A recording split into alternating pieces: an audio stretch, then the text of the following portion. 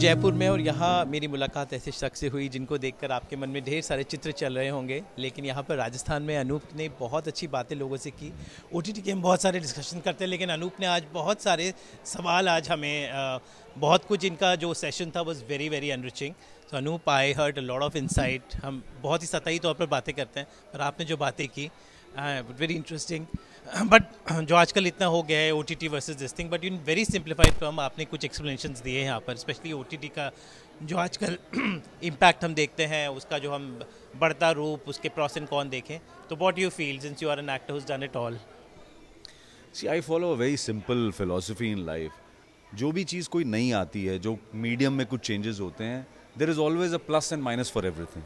कहते हैं ना, हर चीज़ की एक अच्छी साइड होती है, एक बुरी साइड होती है।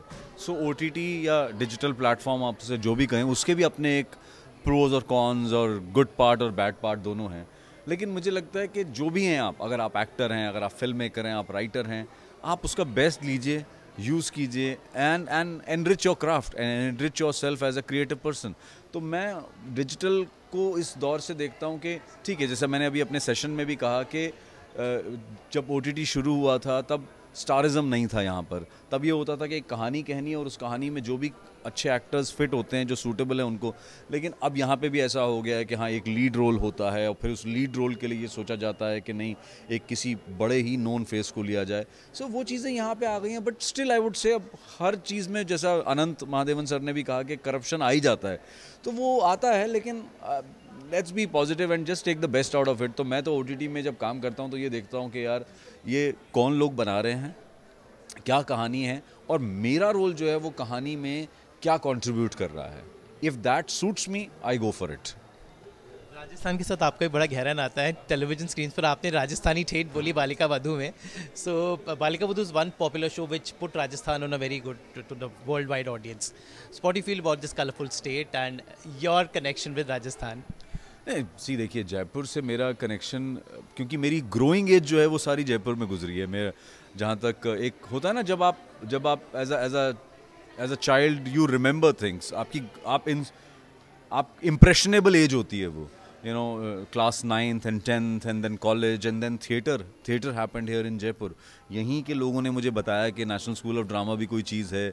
यहाँ के जो सीनियर डायरेक्टर्स थे जिनके साथ मैंने काम किया, उनसे पता चला कि यार, थिएटर इससे आगे और भी है। देयर इज़ एन इंस्टीट्यूट जहाँ मैं गया उनके सजेशन पर। तो वो सारी जर्नी यहीं से स्टार्ट हुई। तो जयपुर के साथ जो एक रिलेशनशिप है वो तो कभी बदल नहीं सकता।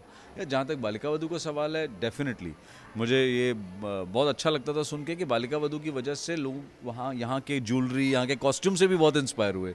तो it's not only that they like the story के Balika Vadhu as a story, but लोगों को हमारे कपड़े, ज्वेलरी, ये सब भी बहुत अच्छा लगता है। सो तो दैट ऑल्सो कॉइन कि राजस्थान की एक हेरिटेज जो वैल्यूज़ थी वो भी वहाँ पहुँची, लुक वाइज ऑल्सो।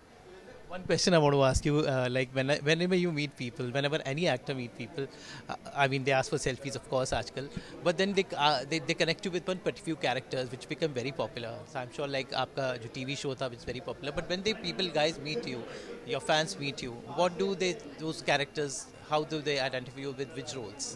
सी देखिए, ये बड़ा सिंपल फॉर्मूला है। किसी भी एक्टर की लाइफ में जो लास्ट सक्सेसफुल चीज़ होती है ना, ऑडियंस उससे आइडेंटिफाई करती है। बिकॉज मेरे को ऐसे भी बहुत सारे लोग मिलते हैं जो कहते हैं कि अरे, हमने आपकी गॉडमदर पहली फिल्म देखी थी जब मैं स्कूल में था। तो वो ऑडियंस भी है जिन्होंने देखा है। बट जो एक अगर इन जनरल जो रिलेशन होता है वो ऑडियंस का आपके लास्ट सक्सेसफुल प्रोडक्ट से होता है। तो मेरे साथ जैसे बहुत सारा होता है क्राइम पेट्रोल की वजह से।